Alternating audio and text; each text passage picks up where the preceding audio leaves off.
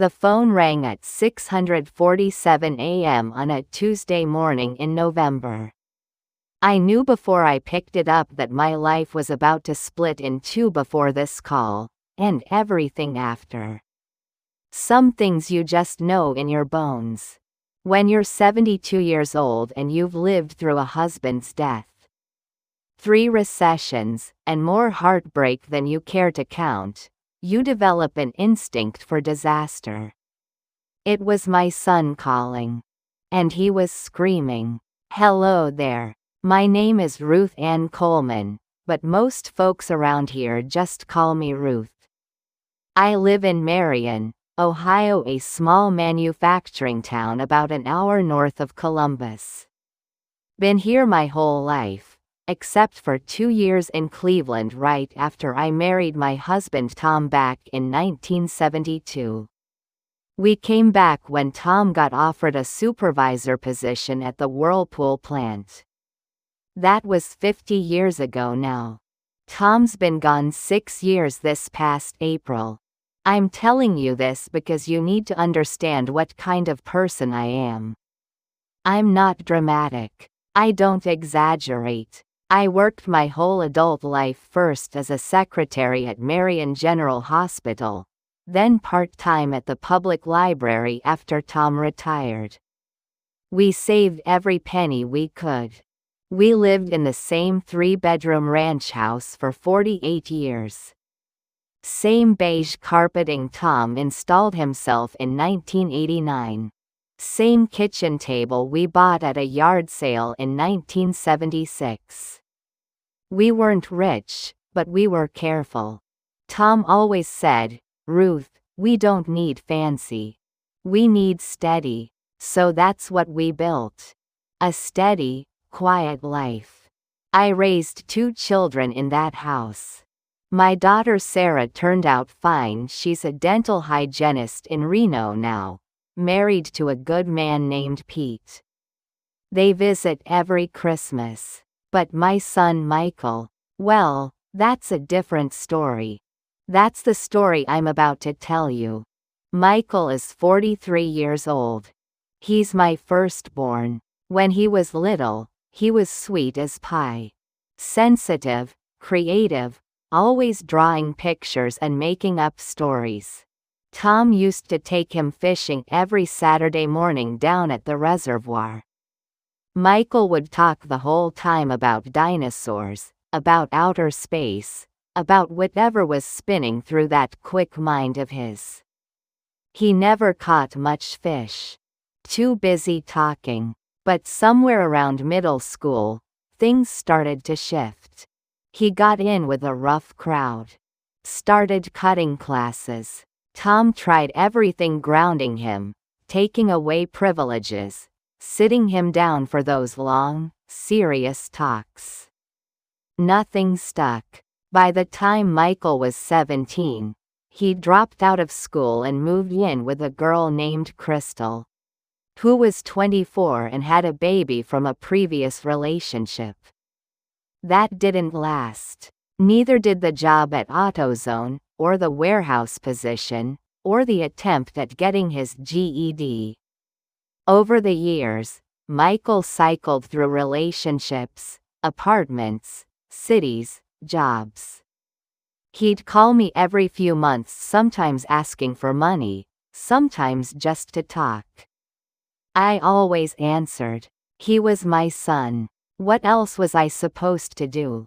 Tom was harder on him. "Ruth, you're enabling him," he'd say after I'd slip Michael $200 to cover his rent. "He needs to stand on his own feet." But I couldn't help it. When your child is struggling, you want to fix it. You want to believe that this time will be different. That this girlfriend, this job, this new start will finally be the one that takes. After Tom died, Michael came to the funeral. He cried harder than anyone. He held my hand during the service and whispered, "I'm sorry, Mom. I'm going to do better. I'm going to make Dad proud." I believed him. God help me, I wanted to believe him so badly. For a while, it seemed like maybe he was turning things around. He'd gotten back together with his ex-wife Amani, a good woman, solid and sensible, who worked as a dental assistant. They have a son together, my grandson Marcus, who's 13 now. Brilliant kid. Quiet, keeps to himself, but sharp as a tack with computers and electronics. Reminds me of how Michael used to be before everything got complicated. Michael told me he was working on getting certified as an HVAC technician. He sent me photos of him in class, studying manuals, wearing a work uniform. He seemed settled, like maybe this was it. Like maybe losing his father had finally woken him up to what mattered. I wanted to help. Tom had left me his pension, his life insurance, our savings. It wasn't a fortune, about $240,000 total. But it was enough to live on comfortably if I was careful. Enough to leave something for my grandkids someday. Enough to feel secure. Michael knew this, of course.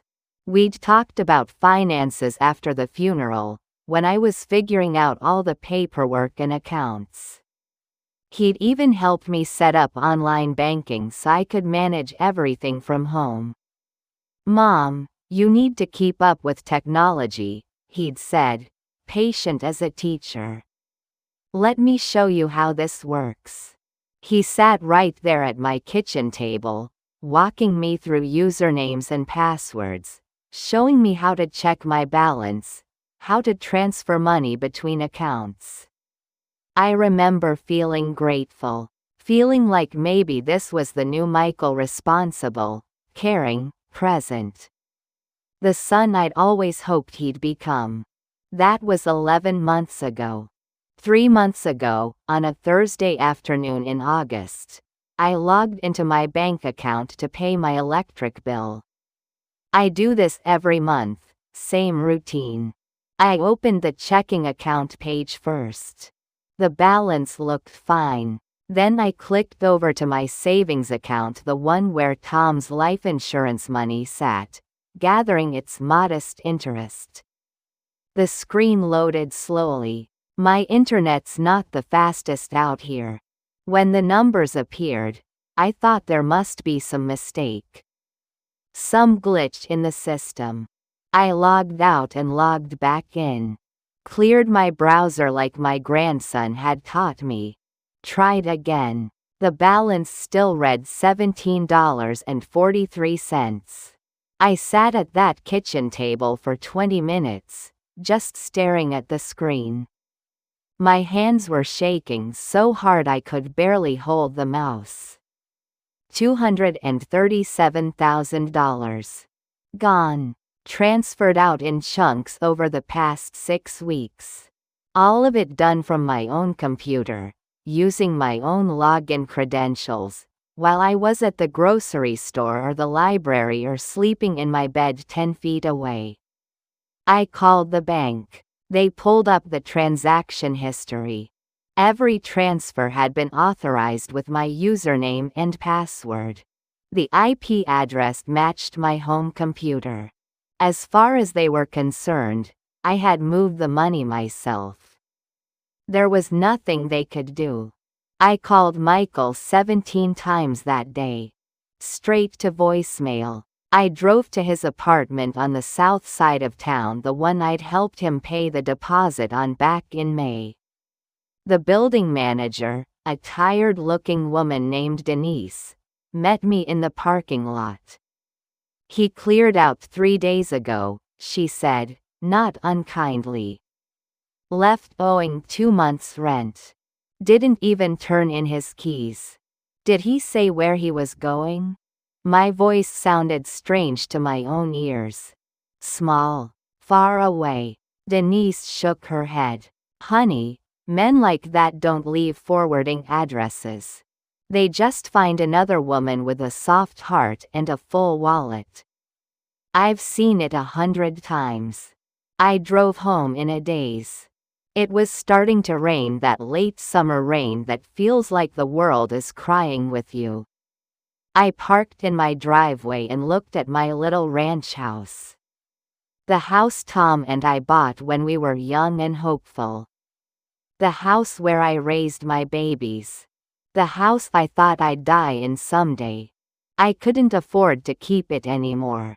Not without that savings. Not on just my Social Security and the small pension. I'd have to sell. Move into some senior apartment complex. Give up the garden Tom planted. Give up the memories soaked into every wall. I walked inside, past the living room where Tom used to sit in his recliner watching the evening news. I didn't turn on any lights. I just sat down in his chair, that worn leather recliner with the burn mark on the armrest from when he fell asleep with a cigarette back in 1994. I pulled the lever and leaned back, the same way he used to. And I stayed there. For 3 days, I barely moved. Didn't eat. Barely drank water. I just sat in Tom's chair, staring at the wall, trying to understand how my own son could do this to me. Trying to understand what I'd done wrong. Trying to understand anything at all. On Saturday morning, there was a knock at the door. I didn't get up. Whoever it was could come back later. Or not at all. I didn't much care. The knocking continued. Then I heard a key in the lock, the spare key I'd given Amani years ago for emergencies. The door opened. Light flooded in. Too bright, too much. Grandma? It was Marcus. My quiet, brilliant grandson. 13 years old, with his father's dark eyes and his mother's sensible expression. He stood in my doorway with a backpack over one shoulder, taking in the scene, the closed curtains, the unwashed dishes in the sink. Visible from the entryway, me sitting in the dark in his grandfather's chair. He didn't ask if I was okay. He could see I wasn't. Instead, he walked over, set his backpack down carefully, and knelt beside the recliner. "Dad took your money, didn't he?" I couldn't even answer. I just looked at this child, this boy who shouldn't have to know about these things yet, and nodded. Marcus reached out and took my hand. His grip was surprisingly strong. Then he said the words that would change everything, in a voice so calm it was almost frightening. "Don't worry, Grandma. I handled it." I stared at Marcus, trying to make sense of what he'd just said. I handled it. What did that even mean? He was 13 years old. What could a 13-year-old possibly handle about $237,000 stolen dollars? "Honey, I don't understand," I said. My voice came out like sandpaper. I hadn't spoken out loud in 3 days. Marcus stood up and walked to my kitchen. I heard the faucet running. He came back with a glass of water and handed it to me. "Drink this first, Grandma. Then I'll explain everything. But you need to tell me exactly what happened. All of it, starting from when you first noticed." So I told him. Not the sanitized version you tell people to protect their feelings. The whole ugly truth. It started on August 15th. A Thursday. I remember because Thursdays I always volunteer at the library from 9 to noon, shelving books in the children's section. I came home around 1 o'clock, made myself a tuna sandwich, and sat down at the kitchen table with my laptop to pay bills. I'm not computer illiterate. People my age, we get that stereotype that we can't figure out technology, that we're helpless with anything more complicated than a rotary phone. But Tom and I got our first computer back in 2003. I learned email. I learned how to look up recipes and pay bills online. I'm slow, maybe, but I'm not stupid. I logged into my bank account. First National Bank of Marion, same place Tom and I banked for 40 years. I clicked on checking first. Balance $2,847.32. That looked right. I'd just deposited my pension check the week before. Then I clicked on savings. The page took a moment to load. The number that appeared made my stomach drop straight through the floor. $17.43. I sat there staring at the screen. Closed the laptop. Opened it again. Cleared the browser like Marcus had shown me once when a page wasn't loading right. Logged out completely. Counted to 10. Logged back in. Still $17.43. My savings account, the one where Tom's life insurance and our retirement savings sat, had held $237,284.19 the last time I checked, which was maybe 2 weeks earlier. I didn't check it often. Didn't need to. It just sat there, safe and untouched, gathering its 2% interest. Money for emergencies. Money to leave to my grandkids. Money so I'd never be a burden to anyone. Gone. All of it gone except for $17.43. I clicked on transaction history with shaking hands. The list loaded. 16 transfers over 6 weeks. Small ones at first, $3,000 here, $5,000 there. Then bigger, $15,000, $28,000. The last one, dated 3 days ago, $47,500. All of them marked, external transfer authorized. I called the bank. Waited on hold for 12 minutes listening to soft jazz. Finally got a customer service representative named Brittany who sounded about 19 years old. I need to report unauthorized transactions, I said, trying to keep my voice steady. Someone stole money from my savings account. Brittany took my account number. Put me on hold. Came back. Ma'am, I'm looking at the transfers now. These were all authorized using your online banking credentials. The IP address matches your registered home internet connection. The security questions were answered correctly each time. I didn't make those transfers. Ma'am, the system shows. I understand what the system shows. I'm telling you I didn't do it. Someone else used my login information. Another hold. This time I got transferred to a supervisor named Dale. Dale had the patient, slightly condescending tone of someone who deals with confused elderly people all day. Mrs. Coleman, I understand you're upset. But according to our records, these transfers were made using your username and password from your registered IP address. Our fraud department would need evidence of unauthorized access.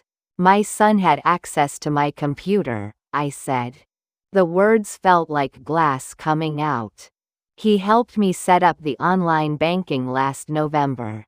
He knew my passwords. Did you give him permission to access your accounts? No, I didn't. But you did share your login credentials with him? He was helping me. I stopped. I could hear how this sounded. I could hear the case collapsing before it even started. Dale's voice softened slightly. Mrs. Coleman, I'm very sorry. But if you voluntarily shared your access information, and the transfers were made from your own computer. This is a family matter, not bank fraud. I'd recommend contacting local police. Or maybe talking to a lawyer. I called the Marion Police Department next. Got transferred 3 times before I reached Detective Linda Hayes in the Financial Crimes Unit. I explained the whole thing again. She listened without interrupting. When I finished, there was a long silence. Mrs. Coleman, I'm sorry this happened to you. Truly. But here's the reality: this is going to be very difficult to prosecute. Your son had authorized access to your home and your computer. You willingly gave him your passwords. The money was transferred, not stolen in the legal sense. This falls into a gray area, civil rather than criminal. So there's nothing you can do? I'll file a report. You'll have a case number. But unless we can prove he coerced you or used identity theft. I'm just being honest with you.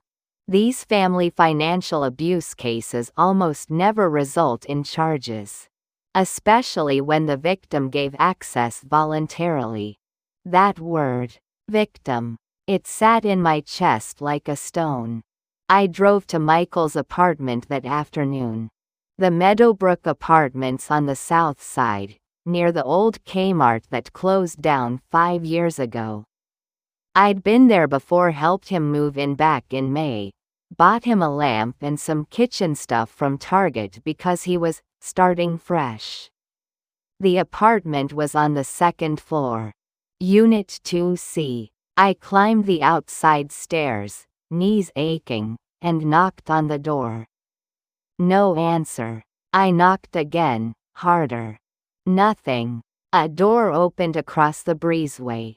A woman in her 50s, hair in curlers, looked out. You looking for Michael? I'm his mother. Ah. She said it like that explained everything. He cleared out Monday night. Saw him and that girlfriend loading up a U-Haul around midnight. Didn't say goodbye to nobody. His girlfriend? Skinny thing with purple hair. Tattoos all up her arms.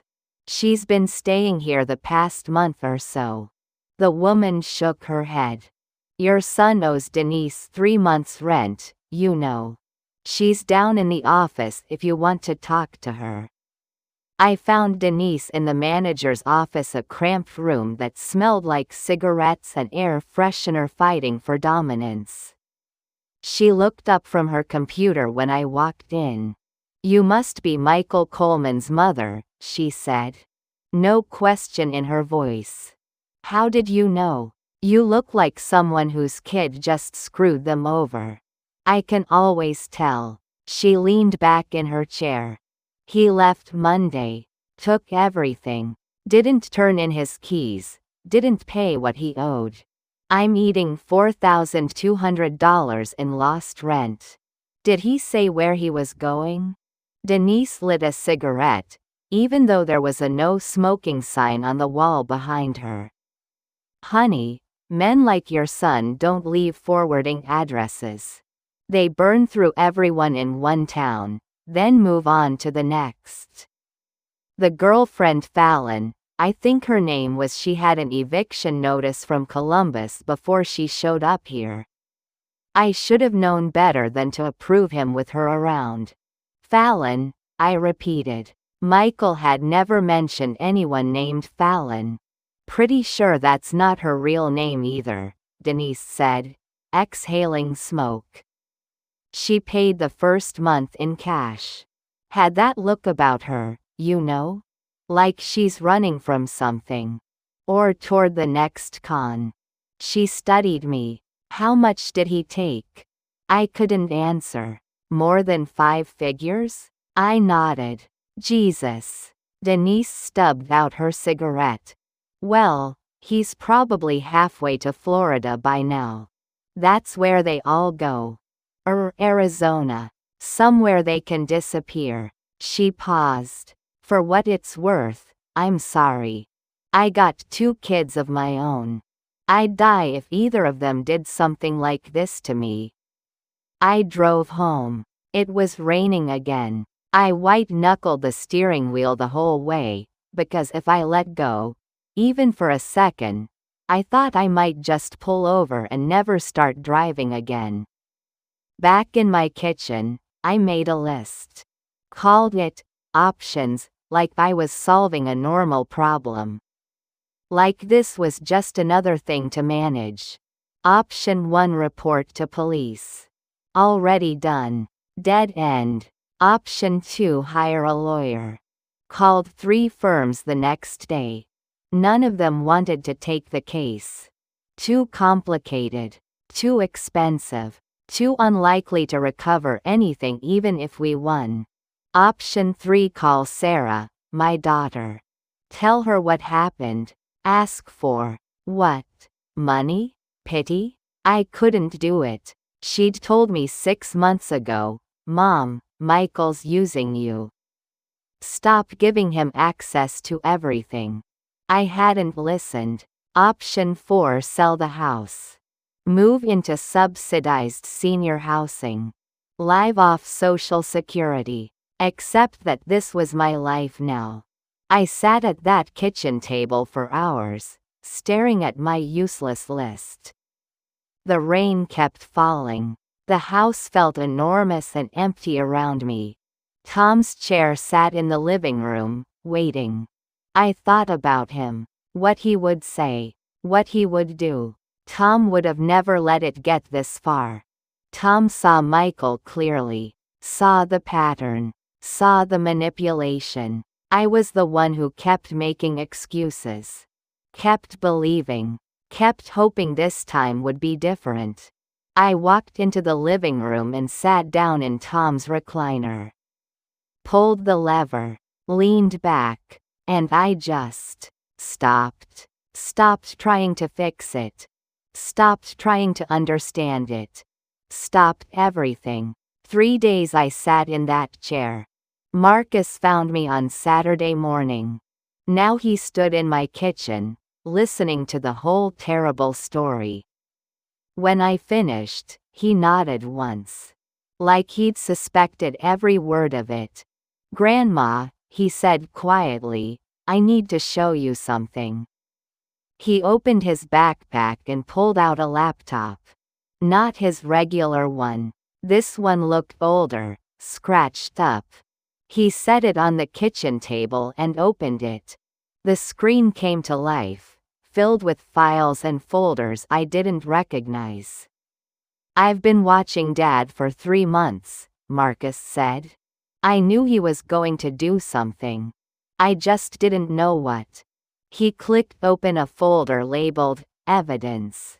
And that's when I realized my quiet, brilliant grandson had been fighting a war one didn't even know existed. Marcus clicked on the first file. A screenshot appeared on the laptop screen. It showed a text message conversation. I recognized the phone number at the top. Michael's number. I've been monitoring Dad's phone since March, Marcus said. His voice was calm. Too calm for a 13-year-old talking about spying on his father. He doesn't know.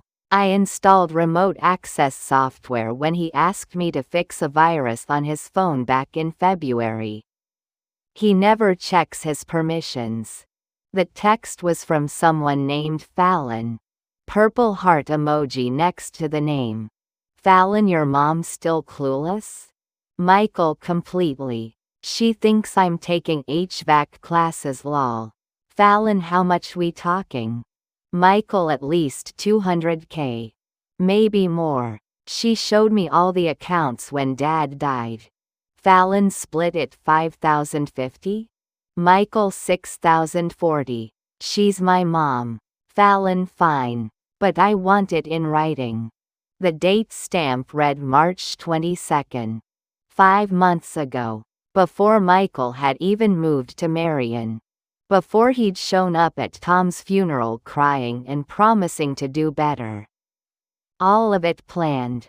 Every bit of it. Keep reading, Marcus said quietly. I scrolled down. More messages.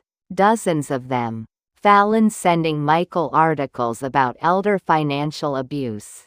About how to avoid detection. About statutes of limitation in Ohio. Links to forums where people discussed conning their relatives. One message from Fallon made my stomach turn. The beauty of doing it to old people is they're too embarrassed to report it. Plus half of them die before it even goes to trial. Michael's response: she won't report me. She's my mom.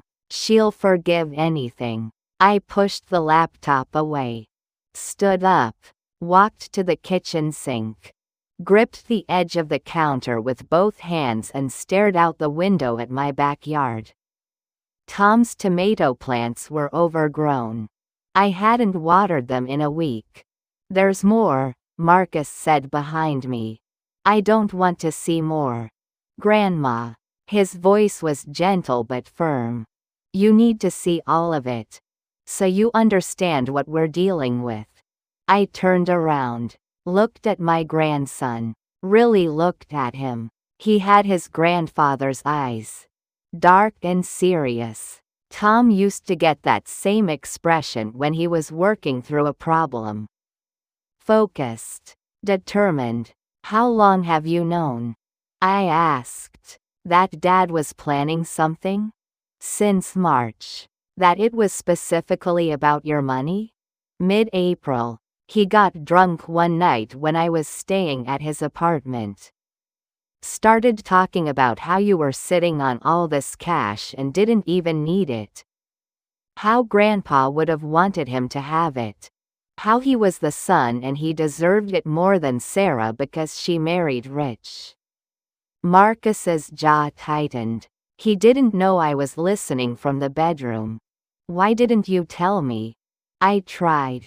Remember when I came over in May and asked if you'd thought about putting your money in a trust? Or getting a financial advisor? I did remember. Vaguely. I'd brushed it off. Told him I was fine managing things myself. You didn't want to hear it, Marcus said. Not accusing. Just stating fact. Nobody ever wants to hear that their kid is planning to rob them. So I decided to just document everything. Build a case. Wait for him to make his move. Then fix it. Marcus, you're 13 years old. I'm aware. He opened another folder on the laptop. This one was labeled Keylogger Data, June-August. I knew Dad would need your passwords. So I installed a keylogger on your computer back in May when I helped you update your antivirus. Every keystroke gets recorded and sent to a secure server I set up. My head was spinning. You hacked my computer? I protected your computer, he corrected. Dad's the one who hacked it. I just made sure there was evidence. He pulled up a document. Page after page of login data. Dates. Times. Keystrokes. Look at this. June 18, 2:17 p.m. That's when Dad first logged into your bank account. You were at the library. He let himself in with the key you gave him, used your computer, and transferred $3,000 to an account at Huntington Bank. The screen showed everything. My username being typed. My password. The account number where the money went. All of it captured in precise detail. He came back 6 more times in June, Marcus continued, clicking through files. Always when you were out. Always transferring amounts small enough that he thought you wouldn't notice right away. But I noticed. I got an alert every single time. And you didn't stop him? Marcus looked at me. Grandma, if I'd stopped him in June, what would you have done? Confronted him? He would have denied it. Gotten angry. Blamed you for not trusting him. Maybe he would have promised to get help, and you would have believed him. And then he would have just tried again later, more carefully. I needed him to finish it. To take enough that there was no denying what he'd done. No room for excuses. He was right. God help me, he was right. If Michael had only taken a few $1,000s, I would have talked myself into forgiving him. Into believing it was a one-time mistake. Into giving him another chance. Show me the rest, I said. Marcus pulled up surveillance footage. Grainy video from what looked like a gas station security camera. Date stamped August 10th. There was Michael, pumping gas into a U-Haul truck. And there was Fallon, leaning against the passenger door. Purple hair. Thin frame. Tattoos visible on both arms. She was smoking a cigarette and looking at her phone. This is from a Love's truck stop outside of Dayton, Marcus said. They stopped there on their way to Cincinnati. That's where Fallon has a storage unit. I tracked Dad's phone there. You tracked his phone. Family sharing plan. Mom set it up years ago. Dad never removed me from it. He clicked to another file. A map showing a route from Marion to Cincinnati to Louisville to Nashville. They're in Nashville now. Or they were as of yesterday. Staying at a Red Roof Inn on Dickerson Pike. I sat back down at the kitchen table. My legs felt shaky. Marcus, what exactly are you planning to do with all this? He closed the laptop. Looked at me directly. I already did it, Grandma. I filed reports with the FBI's Internet Crime Complaint Center. With the IRS for tax fraud. Dad didn't report any of this income, obviously. With FinCEN for structuring violations. And with the Ohio Attorney General's office. My mouth went dry. When? 2 days ago. Wednesday morning. I sent encrypted files to all of them. Everything I had. Text messages. Bank records. Keylogger data. GPS tracking showing Dad's movements. Photos of Fallon. She's wanted in Kentucky and Indiana for identity theft and credit card fraud. Did you know that? She's been using at least 4 different names. Marcus. Plus I filed for an emergency protective order on your behalf. Mom helped me with that part. It got approved yesterday. Dad can't contact you. Can't come within 500 feet of your house. I stared at him. This child. This quiet, serious child who still watched cartoons and ate cereal for dinner and slept with a stuffed bear named Mr. Humphrey that he'd had since he was 2. You built a federal case against your own father, I said slowly. He built it himself. Marcus's voice was steady. I just made sure someone would see it. The kitchen was silent except for the hum of the refrigerator. Through the window, I could see Mrs. Patterson from next door watering her roses. Normal life continuing like nothing had changed. Like my whole world hadn't just inverted. What happens now? I asked. Now we wait. The FBI works slowly sometimes. But with Fallon involved, and with the amount of money, and with the interstate aspect, I think they'll move pretty fast. He paused. There's something else you should know. I'm not sure I can handle anything else. Dad called me yesterday. From a blocked number, but I recognized his voice. He was panicking. Said federal agents showed up at the motel. Said they froze all his accounts. He wanted to know if Mom or I had talked to the police. Marcus's expression didn't change. I told him I didn't know what he was talking about. Then I hung up. I tried to imagine it. Michael in some cheap motel room, probably drunk, watching his world collapse. Part of me, the mother part, the part that used to bandage his scraped knees and read him bedtime stories, felt a stab of pain for him. But it was a distant pain. Muffled, like it was happening to someone else's son. He called you at 647 this morning, Marcus said. I saw the missed calls on your phone. 17 of them. I haven't checked my phone in 3 days. He's probably going to keep trying. He's going to beg, say he's sorry, say it wasn't his idea. Blame Fallon, promise to pay it all back. Marcus looked at me. Are you going to answer? That was the question, wasn't it? After everything. After the lies and the planning and the theft and the cruelty of those text messages. After watching my son reduce me to a dollar amount in a conversation with a woman I'd never met. After sitting in Tom's chair for 3 days, unable to eat or move or think. Would I answer the phone when Michael called? I don't know, I said honestly.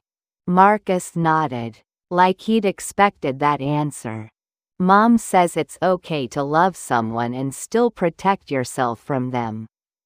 She says family doesn't mean you have to let people hurt you.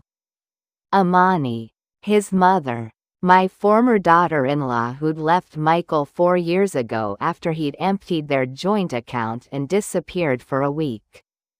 She'd known what he was. She'd tried to tell me, gently, when they divorced. I hadn't listened then either. Your mom is very smart, I said.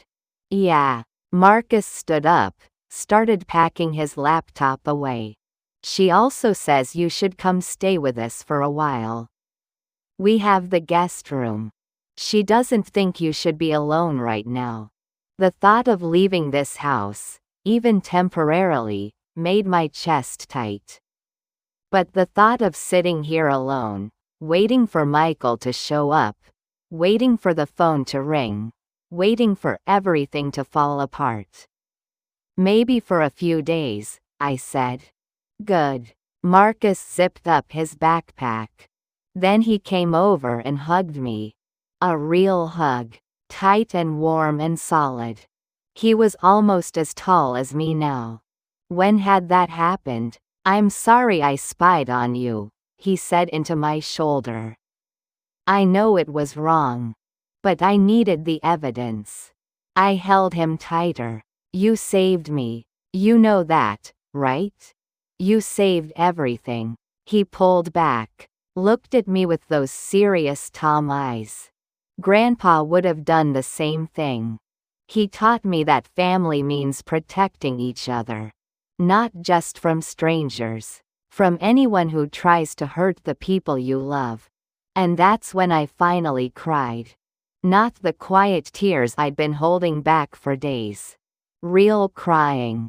The kind that shakes your whole body. Marcus didn't say anything, just held my hand while I sobbed at my kitchen table. While I grieved for the son I thought I had and mourned the mother I'd been, the one who'd chosen hope over wisdom, love over caution. Outside, the sun was setting.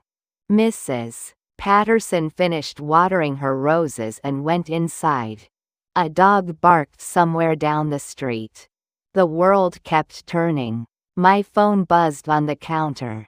Another call. Another blocked number. I didn't answer it. The phone rang at 6:47 a.m. on Tuesday morning.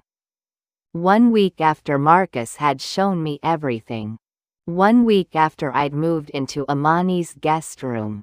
1 week after the FBI had frozen Michael's accounts and shown up at that motel in Nashville.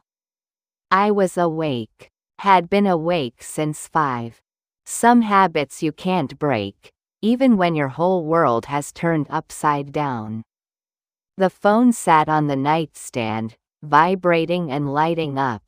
Blocked number flashing on the screen. I knew it was him.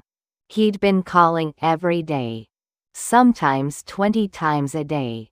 I'd never answered. But this morning, something in me shifted. I picked up. Mom? His voice cracked on the word. Mom, thank God. I've been trying to reach you for days. I didn't say anything, just held the phone to my ear and listened. Mom, are you there?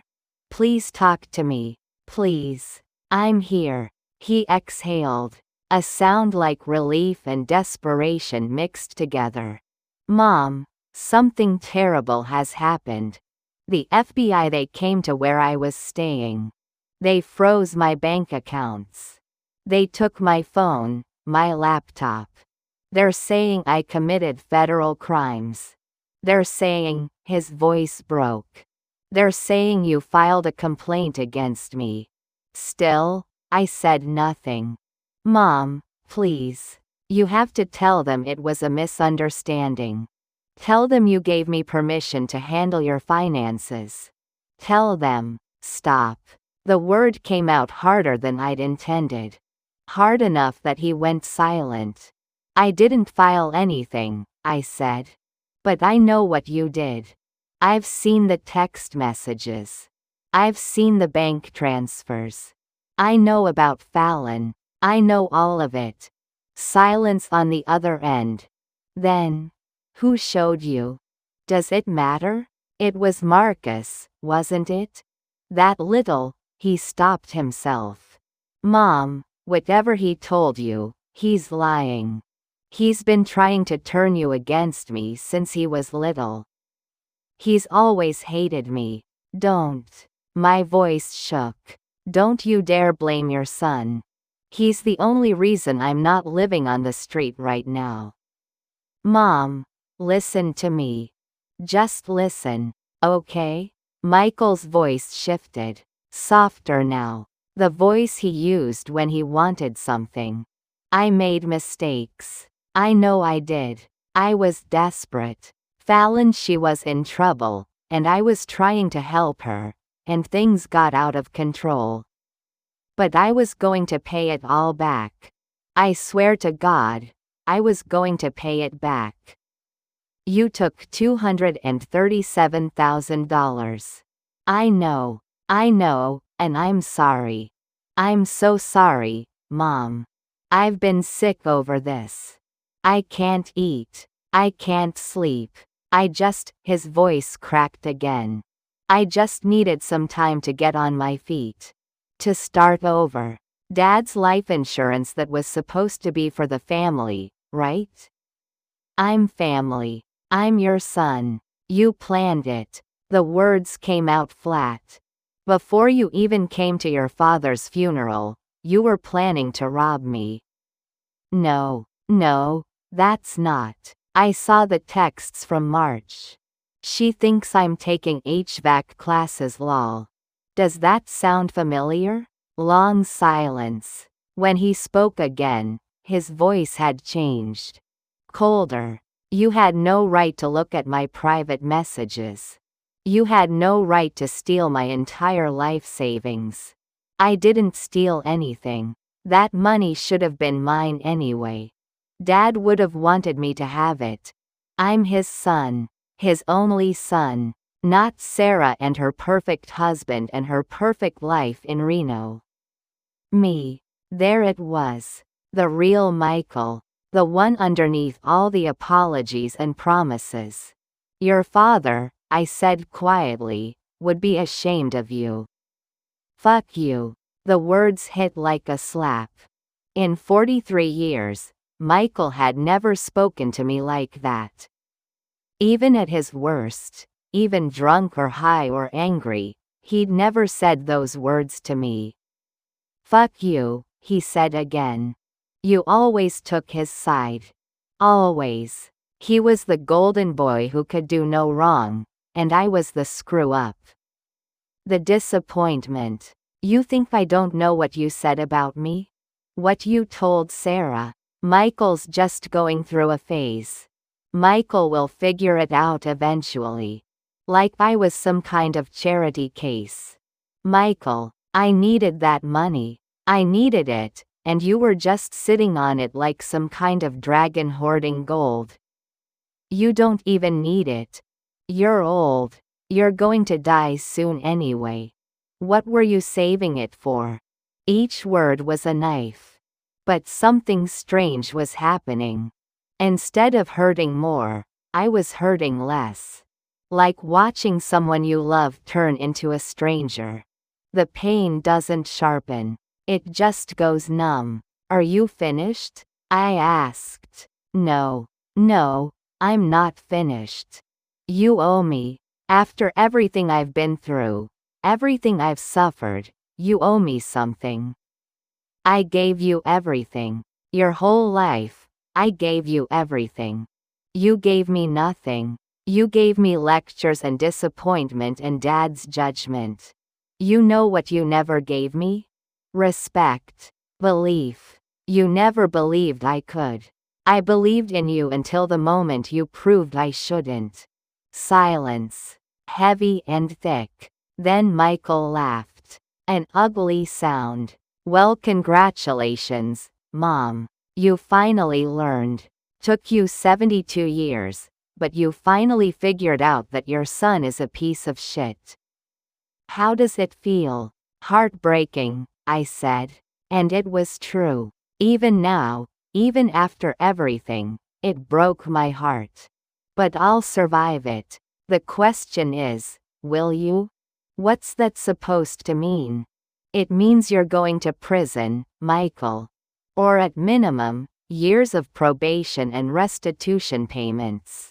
Fallon's already talking to federal prosecutors. Did you know that? You're lying. Special Agent Morrison from the FBI called me yesterday. Fallon's cooperating. She's giving them everything in exchange for a reduced sentence. She's telling them whose idea it was. Whose mother's money it was. Who did the actual transfers. I paused. She's not protecting you, Michael. She's protecting herself. No, she wouldn't. She has 4 outstanding warrants. Identity theft. Credit card fraud. She's looking at 15 years minimum. You think she's going to take that for you? I could hear him breathing. Fast and panicked. Here's what's going to happen, I continued. The prosecutors are going to offer you a deal. Plead guilty. Pay everything back. Accept probation and mandatory treatment. If you refuse, they'll take it to trial. And Fallon will testify against you. And you'll lose. How do you know all this? Because Agent Morrison told me. Because I'm cooperating with the investigation. Because unlike you, I still believe in doing the right thing. You're testifying against me? His voice climbed. Your own son? I'm testifying for myself. I'm choosing me. Maybe for the first time in my life, I'm choosing me. Mom, don't call me that. The words surprised me as much as him. You lost the right to call me that when you decided I was just a bank account. Just an obstacle to your plans. Please. Now he was crying. Real tears, I could hear them. Please, Mom, I'm begging you.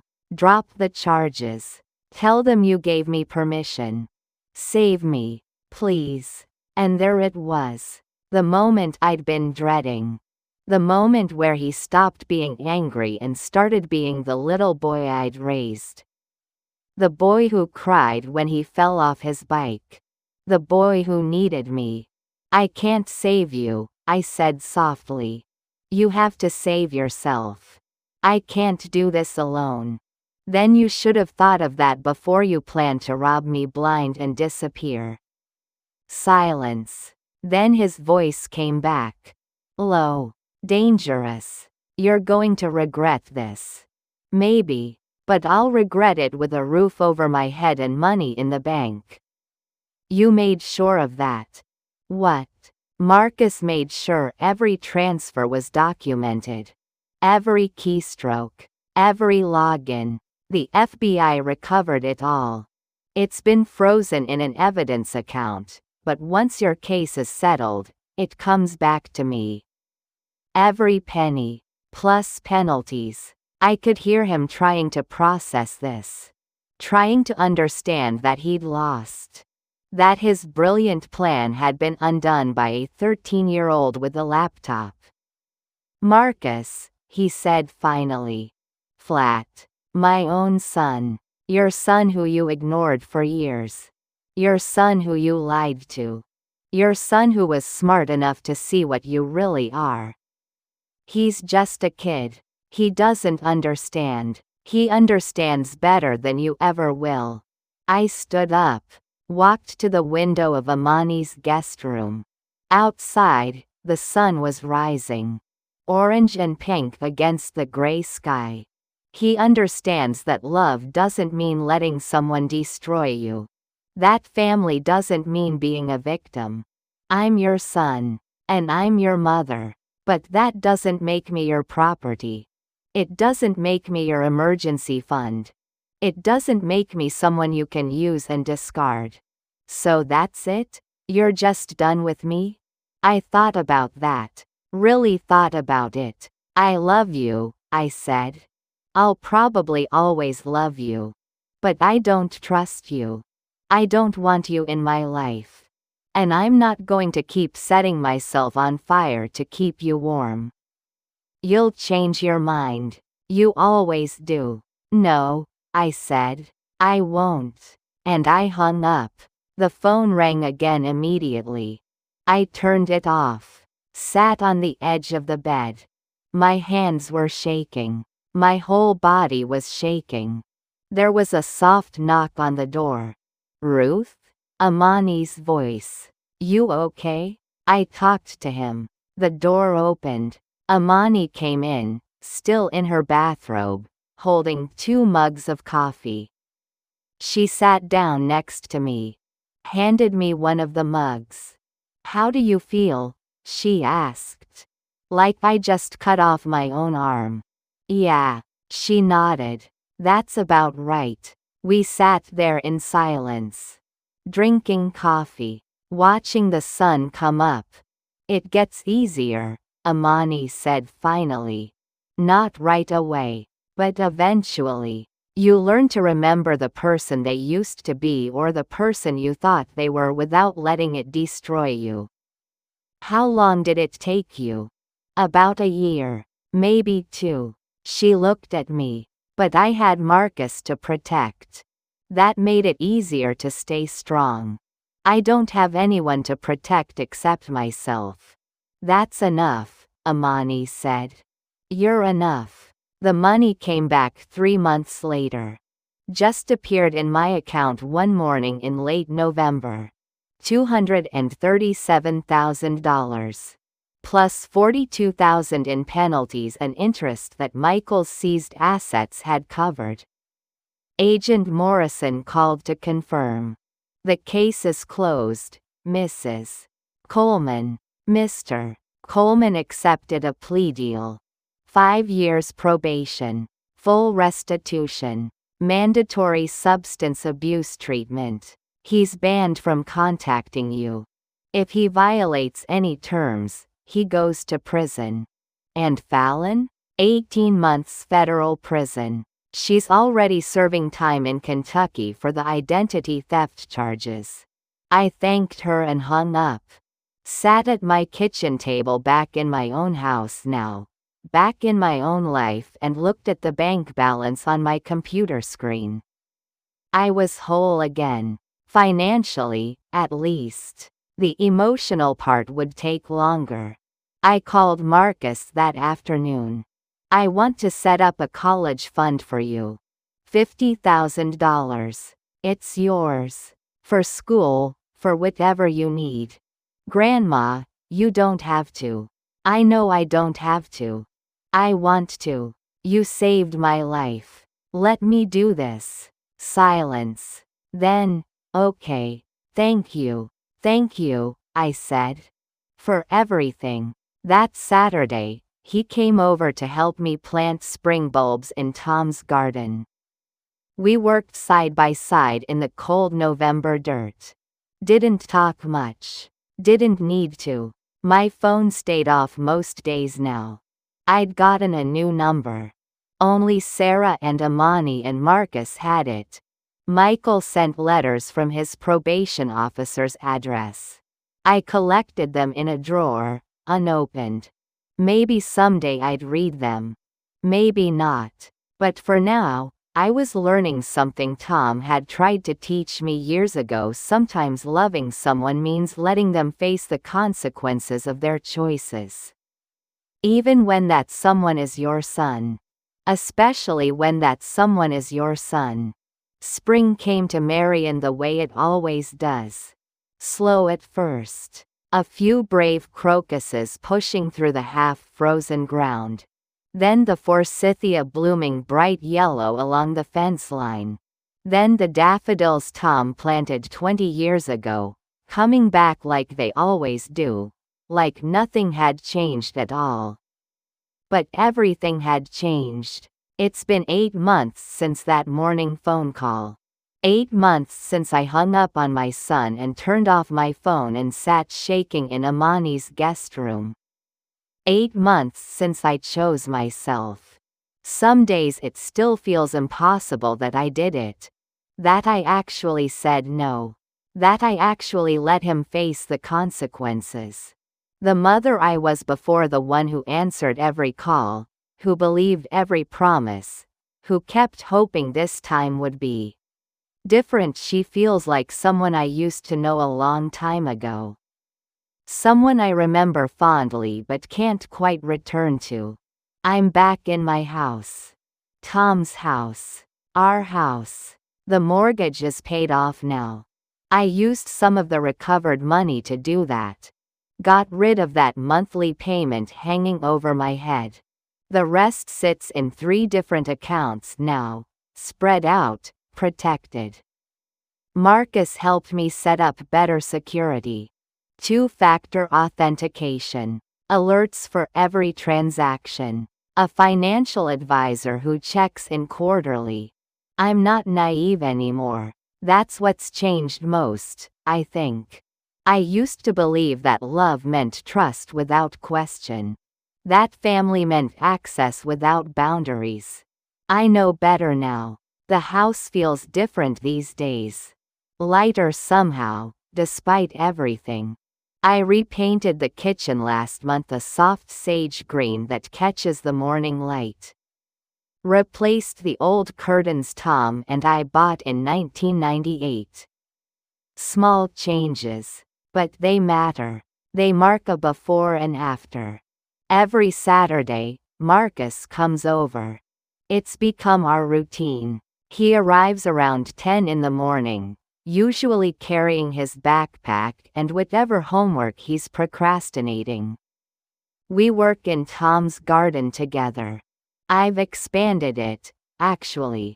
Added a section for herbs. Basil and thyme and rosemary. Marcus built me raised beds from cedar wood for my birthday. 73 years old and I'm learning to grow things again. We don't talk much while we garden. Just work side by side, pulling weeds, checking the tomatoes, arguing gently about whether the zucchini needs more water. It's comfortable, easy, the kind of relationship that doesn't need constant words to mean something. Afterward, we bake. That's become our tradition too. Marcus loves pie, just like his grandfather did. We've worked through every recipe in Tom's mother's old cookbook. Apple, cherry, pecan, chocolate cream. Last week we attempted lemon meringue and the meringue wept all over the counter, but we ate it anyway, laughing at our failure. Grandpa would have loved this, Marcus said, scraping meringue off the pie plate with his finger.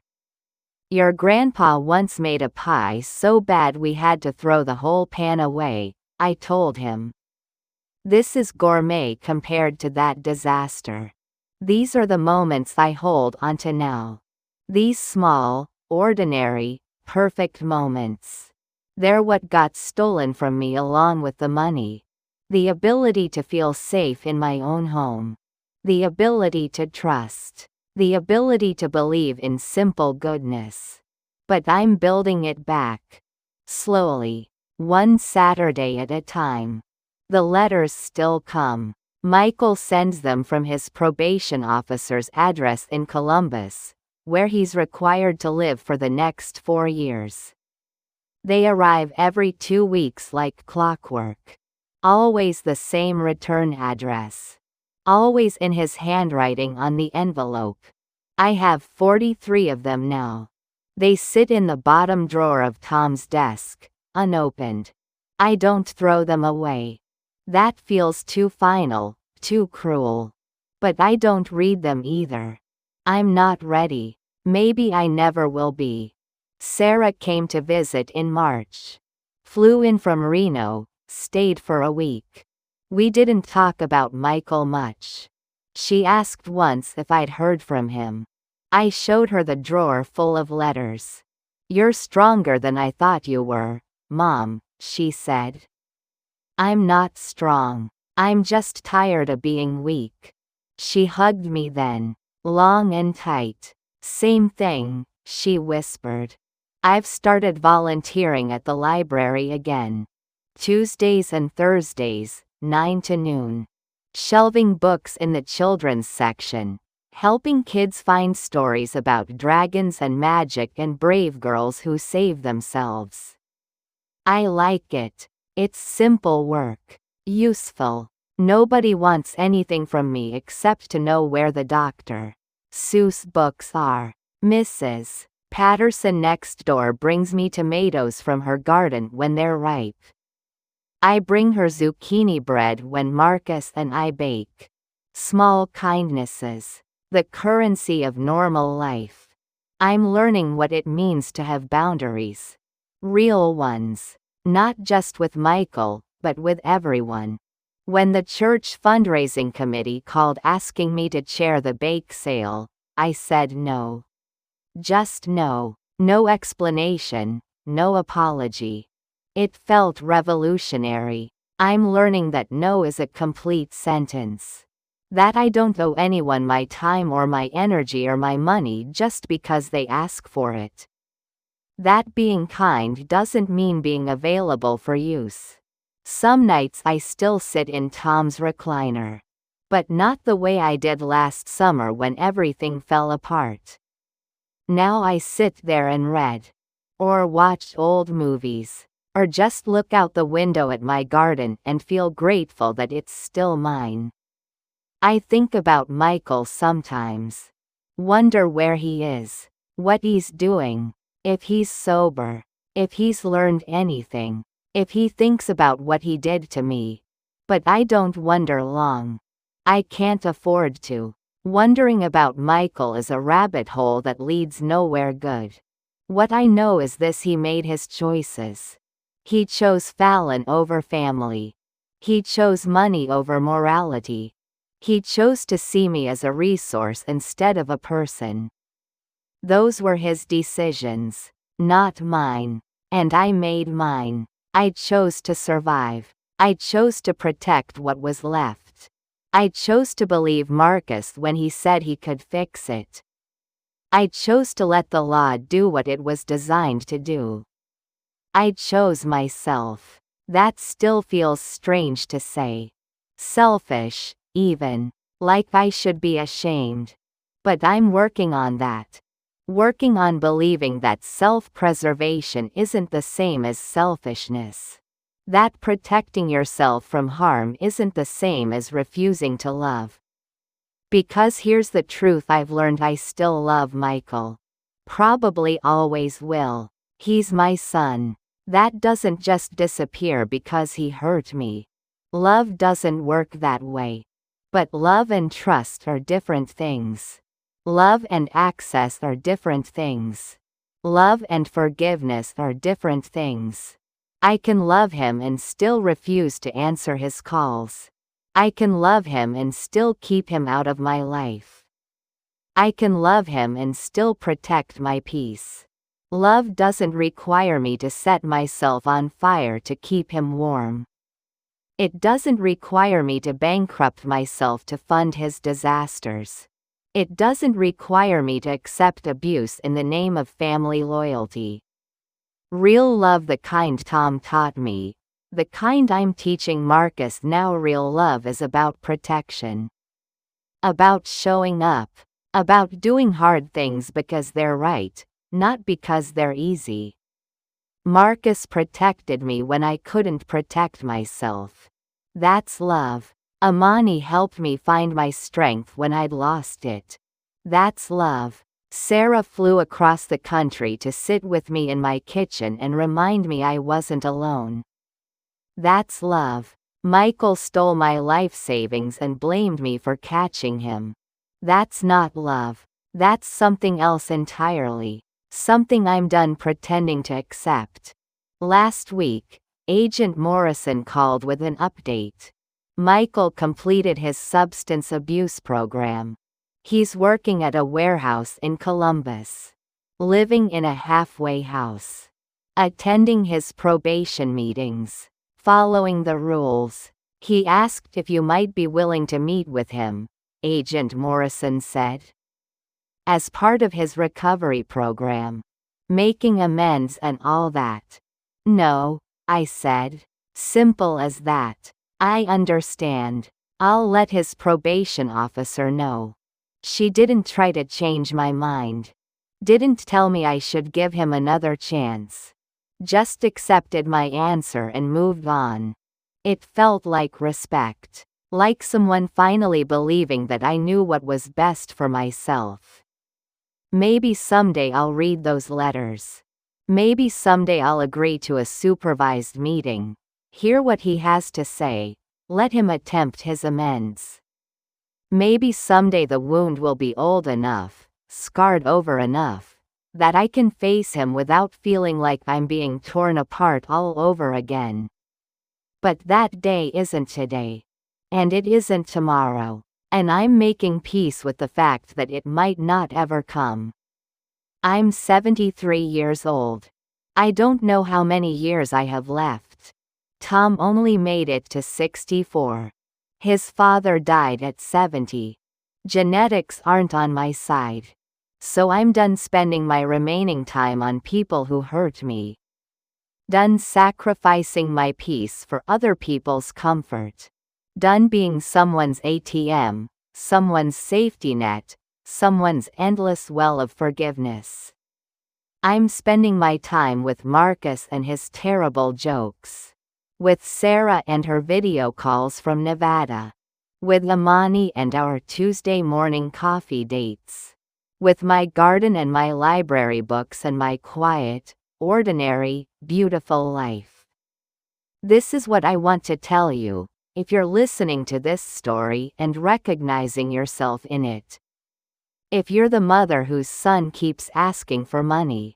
If you're the grandmother whose family treats you like a bank. If you're the person who keeps setting yourself on fire to keep everyone else warm. You're allowed to stop. You're allowed to say no. You're allowed to choose yourself. It doesn't make you cruel. It doesn't make you a bad parent or a bad person. It makes you human. It makes you wise. It makes you someone who finally learned that you can't save people who don't want to be saved. Blood doesn't entitle anyone to abuse you. Family doesn't mean accepting mistreatment. Love doesn't require you to be a victim. You are not an ATM. You are not a backup plan. You are not a resource to be exploited. You are a person. With value. With worth. With the right to protect your own peace and prosperity. And if the people in your life can't respect that, then they've chosen their path. You don't have to follow them down it. Choose yourself. Choose your peace. Choose the people who protect you instead of using you. It's not selfish. It's survival. And you deserve to survive. You deserve more than survival. You deserve to thrive. I'm learning that now. At 73. Better late than never, I suppose. This morning, Marcus and I planted sunflowers along the back fence. Big ones that will grow taller than both of us by August. Tom always loved sunflowers. Said they looked like happiness growing straight out of the ground. You think Grandpa would be proud of me? Marcus asked, patting soil around a seedling. Your grandpa would be so proud of you he wouldn't be able to stand it, I said. He'd tell everyone at the grocery store about his genius grandson who saved his grandma. Marcus smiled.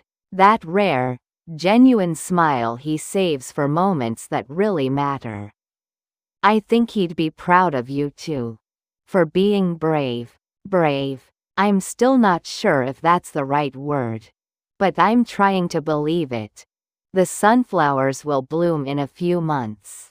I'll be here to see them. In my house. In my garden. Living my life. Protected and whole and learning, day by day, what it means to choose myself. That's my story. That's what I wanted to share with you. Not because it's easy or comfortable or inspiring in any traditional sense. But because it's true. And because maybe someone needs to hear it. Maybe someone needs permission to stop being used. To stop accepting crumbs and calling it love. To stop sacrificing themselves on the altar of family obligation. If that's you, consider this your permission. From one tired soul to another. Choose yourself. You won't regret it. Thank you for listening to my story. For sitting with me through all of this. I know it wasn't easy to hear. But I'm grateful you stayed. If this story meant something to you, if it helped you feel less alone, I hope you'll subscribe to the Grandmama radio channel. Hit that like button. Turn on notifications so you don't miss future stories. There are so many of us out here with stories like mine. Stories of survival and strength and learning, finally, to choose ourselves. You're not alone. And your story matters too.